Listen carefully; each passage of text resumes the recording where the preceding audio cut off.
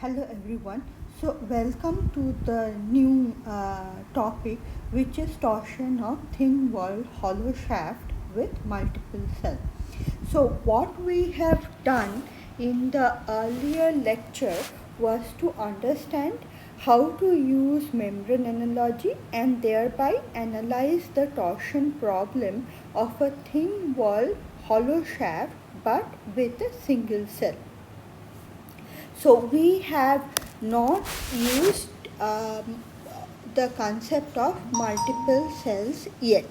So let us understand how are we going to extend the theory that we have studied in the last lecture to a more complex problem where the cross section can have more than one cell as shown in the figure that I have drawn. So let me first let me first give a brief recap of what we have talked about in the last class.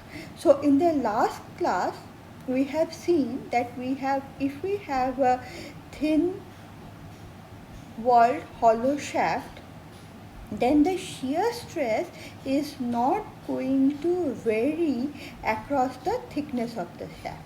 This is an assumption, and we have seen that this is a good assumption with a small variation from the ideal solution or the exact solution.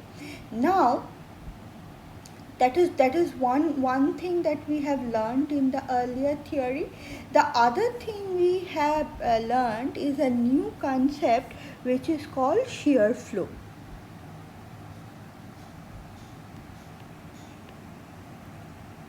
Shear flow Q, which is equal to shear stress into thickness.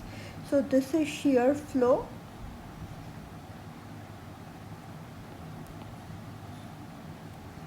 This is shear stress.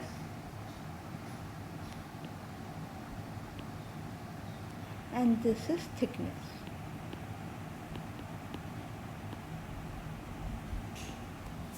Okay, so now we have seen that though the shear stress can vary in the circumferential dimension of the cross section, that is, the shear stress tau can be a function of S as the cross section has a non-uniform thickness Ts.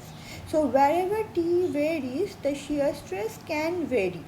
But the product of the shear stress and the thickness, which is the shear flow, is going to remain constant along the circumferential direction of a closed cross section thin wall shaft. Okay, so from this we can say that for a shaft with multiple cells, between any two junction points, so let us name the junction point. So let this be the junction point J and this be the junction point K.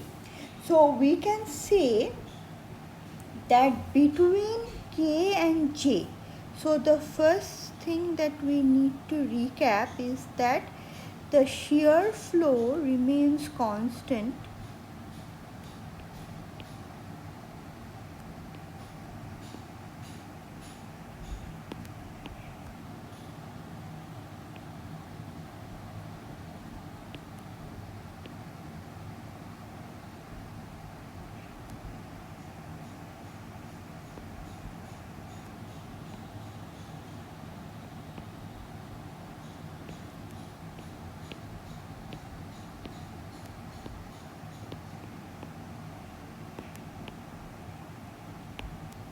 Okay, so we say that the shear flow has to remain constant between any two junctions. For this case, let us these two junctions are K and J. Now what we are going to do is we are going to apply membrane analogy to this problem as well and see how we can find out the shear stress in terms of the applied torque Mt, and also how we can relate Mt to the rate of twist angle, that is theta. and thereby get the torsional rigidity for the shaft. So now let us go back to the cross section, and this is the hollow portion of the cross section. The shaded portion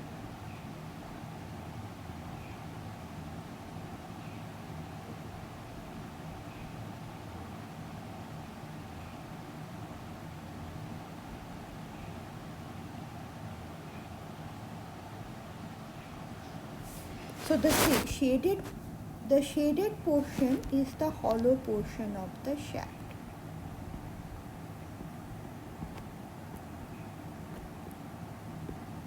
So this is the hollow portion. Now the analogous membrane, similar to the previous case, is going to be the membrane of the shape of the cross section and two flat plates in the hollow region of the cross section, exactly similar to what we have done earlier. Okay, so this the same condition even applies to the membrane here. The uniform pressure Q per area is acting all over the membrane, including the flat plate in the hollow region. The tensile force N acting in the normal direction on the outer edge of the membrane is there. Okay, and if I take a cross section, therefore, so let me take a cross section. If I study this section XX,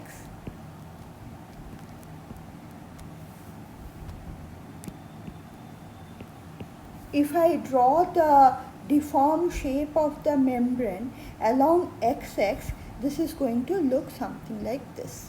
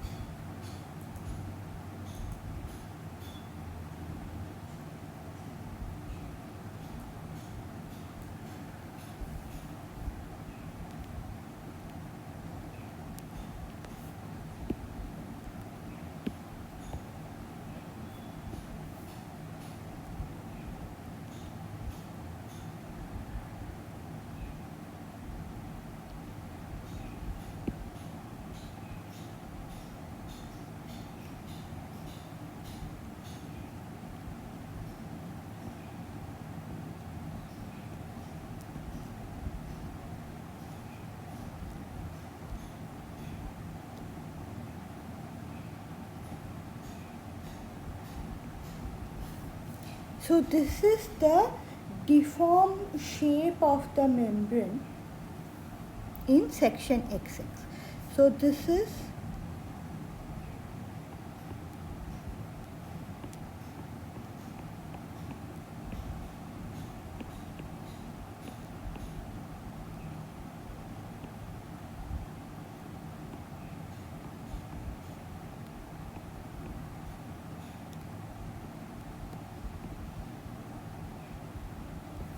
okay.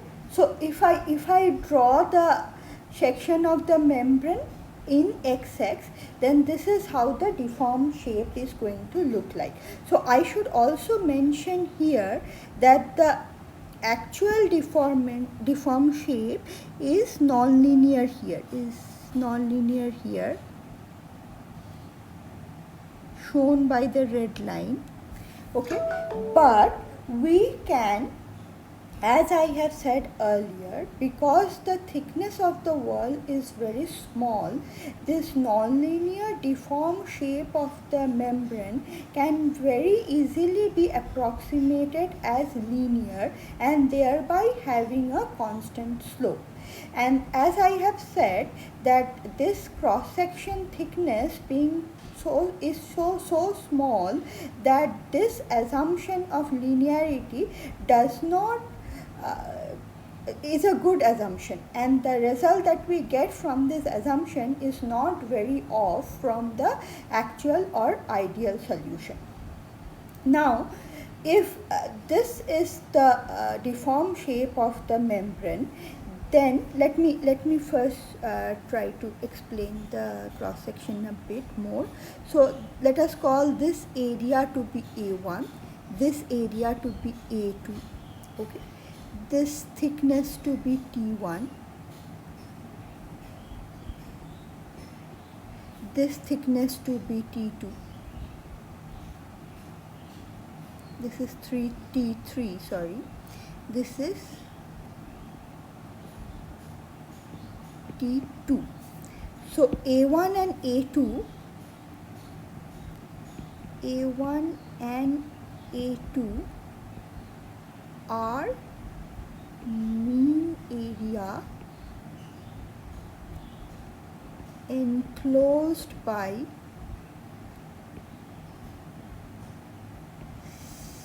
cells 1 and 2. So let me call this as cell 1 and this as cell 2. So A1 and A2 are the mean areas enclosed by cell 1 and 2 in the XY plane. Okay, and T1, T2 and T3 are the thicknesses of the portion or the three portion that we have in the cross section. So let me call this as portion 1. This is portion 1 between J and K. This is portion 3 and this is portion 2. Okay, now from the deformed shape of the membrane, we can say that the shear stress in portion 1, that is tau 1, is going to be H1 by T1, and tau 2 is going to be H2 by T2, and tau 3 is going to be H3 by T3. Okay, now if this is the condition, this we have already done in the last lecture. So just to reiterate, H by T is the corresponding slope, and since it is a linear deformation, the slope is constant and it is equal to the value of the shear stress from the membrane analogy. So this entire derivation we are doing from membrane analogy.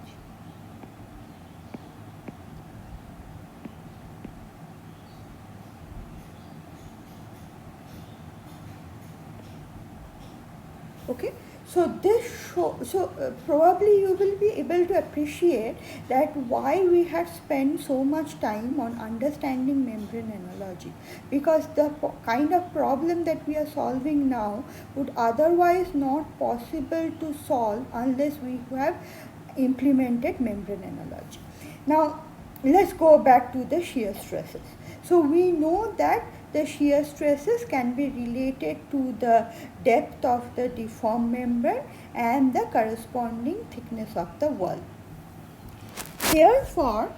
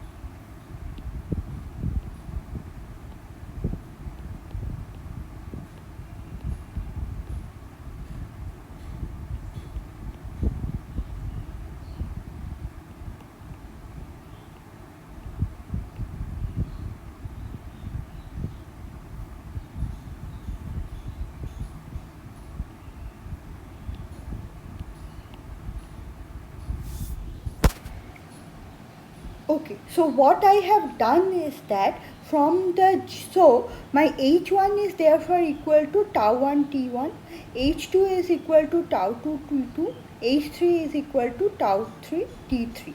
So tau 1 T1 is nothing but the shear flow Q1 in portion 1, tau 2 T2 is the shear flow Q2, and tau 3 T3 is the shear flow Q3. Now from geometry we can say that, sorry, I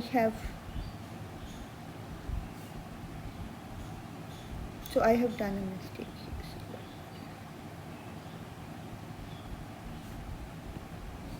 So from geometry we can say that H1 is equal to H2 plus H3 from the deformed shape of the membrane.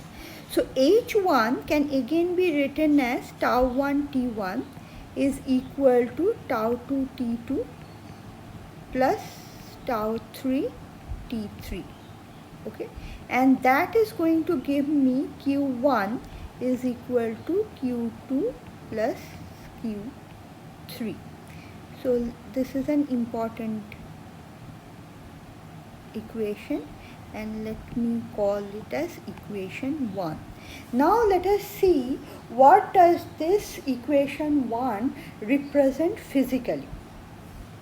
So it represents that the shear flow Q1 is equal to the shear flow Q2 and Q3.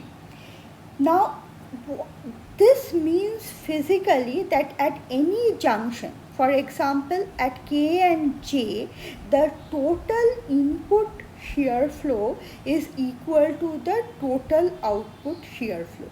So let me draw the shear flow in the cross section. So this is Q1.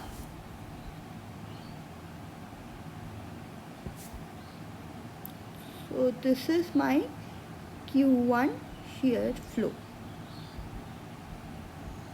So this is Q1, right? And let me draw Q2 and Q3.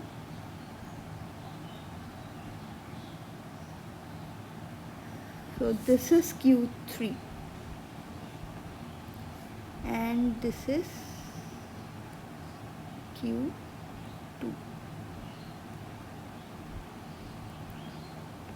This is Q2. Now we can see at junction J, the input shear flow is equal to Q1 and the output shear flow are Q2 and Q3. Okay, therefore we can say that the input shear flow is equal to the output shear flow. Let me write it down.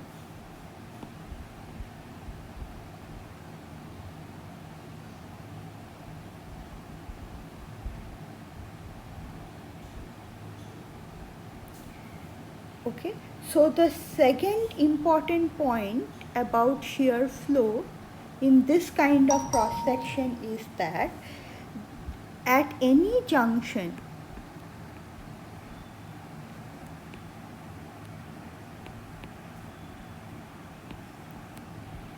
the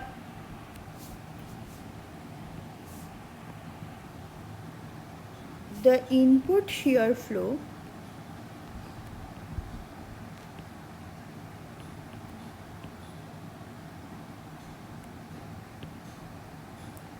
is equal to the output shear flow.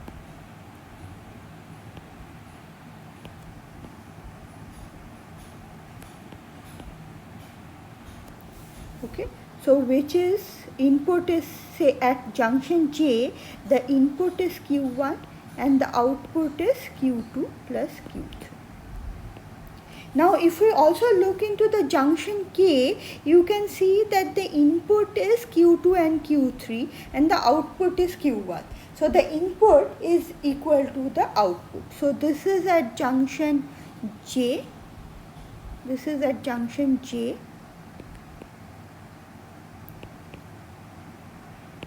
And similarly,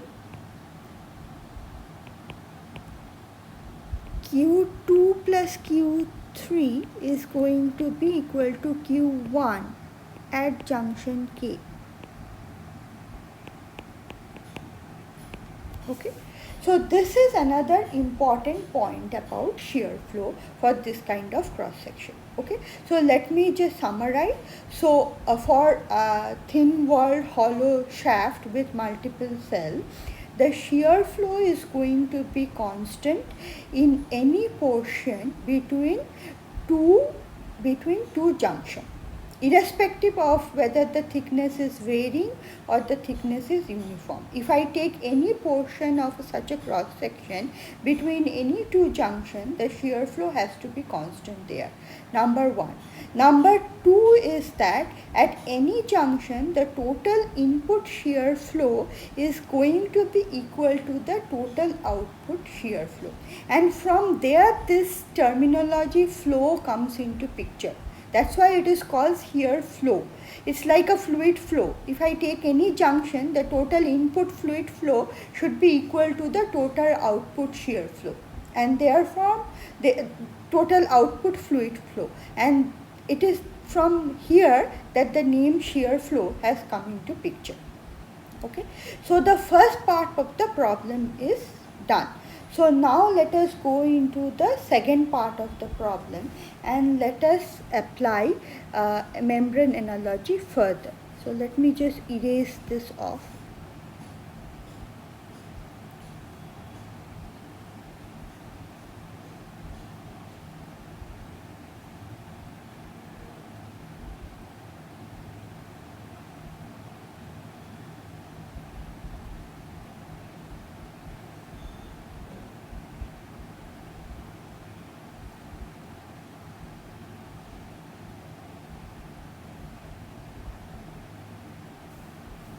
Let me redraw the deform. So let me just write down that Q1 is going to be equal to Q2 plus Q3.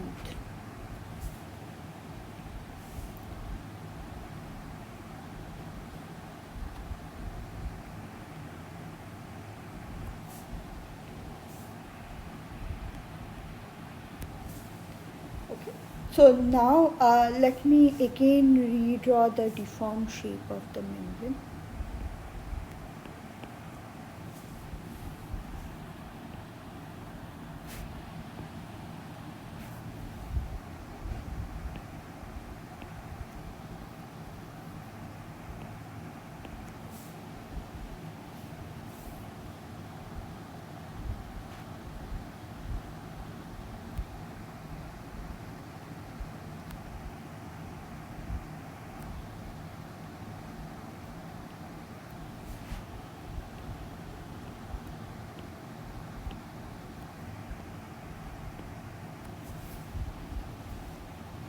Okay, so now from membrane analogy,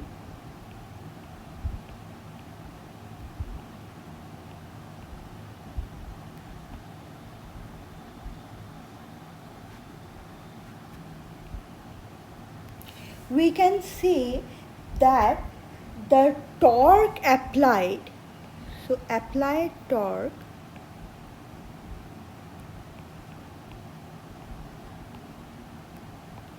MT is going to be 2 times the volume of the deformed membrane.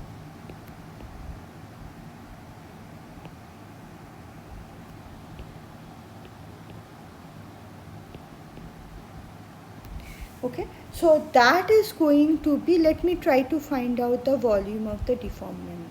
So it is 2 times H1 H2 into A1 plus A2, right?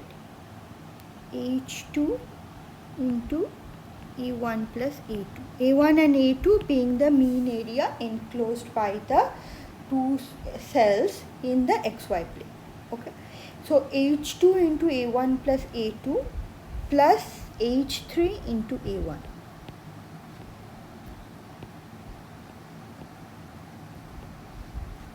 Okay. So if I write this down further, it is 2 into H2 A1 plus A2 plus A1. H3 is H1 minus H2. Okay, so if I simplify this, this is going to be 2A1 H1 plus A2 H2, and that is going to be empty. Okay, so right, so we know how to find out now we know how to relate the torque with the deformed shape of the membrane. So now what is H1? So it is 2 into A1. H1 is tau 1 into T1, and H2 is tau 2 into T2. Okay, so I can now relate the torque, applied torque, with the shear stresses that has developed in the cross section. So this is another important equation. So let me mark this and call it as equation 2. Okay, now so now I have got this equation 1 and 2. I need to get another set of equation. So that set of equation we are going to get from Brett-Bethos theorem. We have done this in the earlier lecture. So this is Brett-Bethos.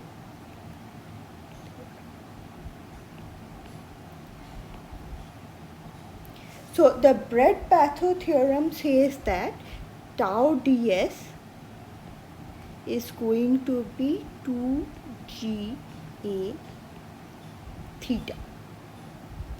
Now I have to apply this Brett-Bethos theorem individually for each cell. So each cell is going to give me one equation derived from the Brett-Bethos theorem. So let us see how we are going to do this. So we are going to apply this for cell 1.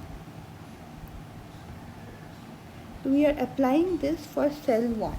So what we are going to do is tau 1. So tau 1 is the shear stress in portion 1. So tau 1 into S1. S1 is the circumferential length of portion 1. Okay, plus tau 3 into S3. Tau 3 is the shear stress in portion 3, and S3 is the circumferential length of the portion 3, and that is going to be 2G A1, area enclosed by cell 1, into theta 1, into theta. So let me call this as equation 3A. Now let me apply this for cell 2 and see what happens. So for cell 2, if I write it down, I will have tau 2 S2 minus tau 3 S3 is going to be 2G A2 theta. So let me call this as equation 3P. Now here is something I should speak about. See, the signs are very important. As you see, for cell 2, I have this negative sign. So what we are going to do is that first we are going to draw the shear flow Q1, Q2, Q3 according to your equation 1. So once we draw the shear flow, then we have to follow the convention. Suppose I take the clockwise direction of rotation to be positive, the clockwise direction to be positive. So now as I move in cell 1, Q1 shear flow is in the clockwise direction or positive direction. So I write positive tau 1 into S1. And as I move through portion 3, the shear flow or the shear stress in the portion 3 is also in clockwise direction. So that is also positive. So I write positive tau 3 S3.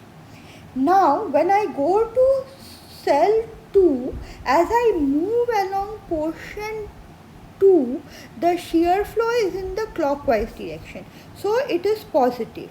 But as I move through portion 3, the shear flow is in the negative direction, because it is in the anti-clockwise direction, and therefore I give this minus sign.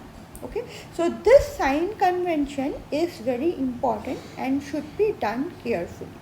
So therefore we get another two sets of equation. Okay, and I am going to mark this. Now what happens is that this expression 1, can further be written as tau 1 t1 is equal to tau 2 t2 plus tau 3 t3. Now let us look into this whole sets of equation.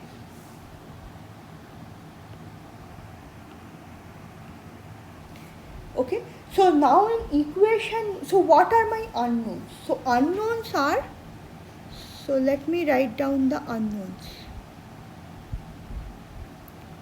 So the unknowns are tau 1, tau 2, tau 3 and theta.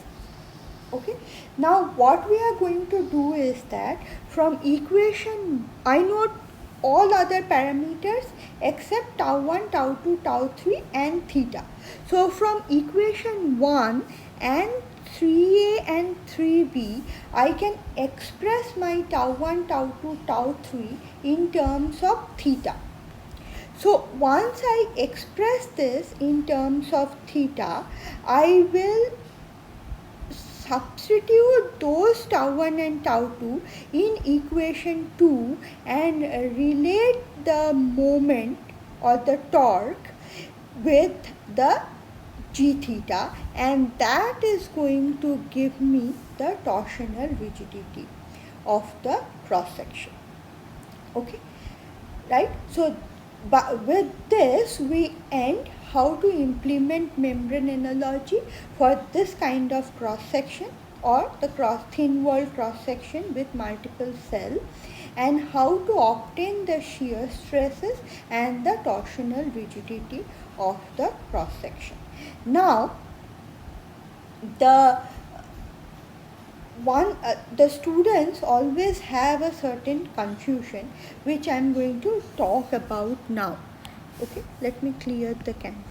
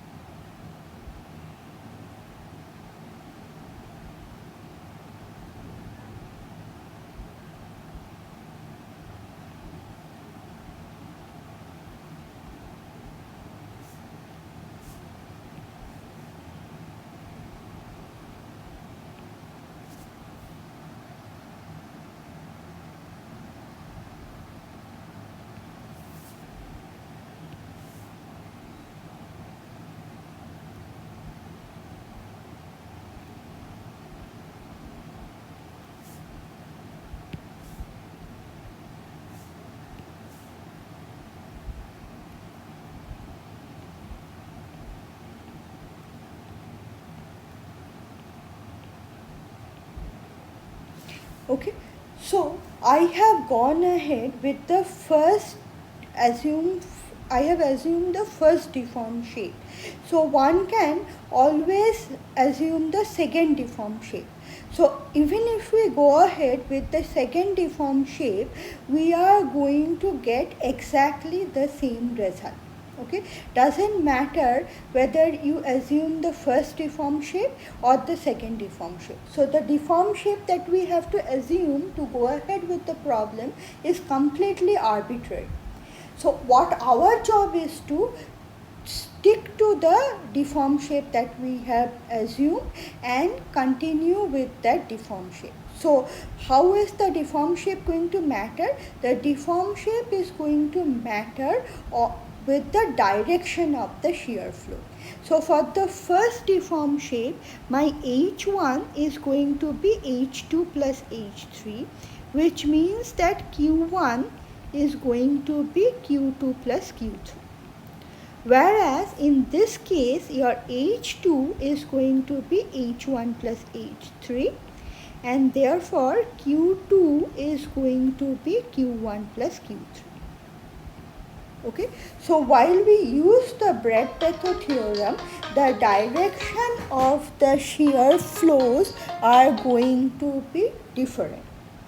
That is the only difference, but eventually you are going to get the same set of solution. Okay, so with this we will end this lecture. We will try to solve a problem in the next lecture which will help us to assimilate the theory. Thank you.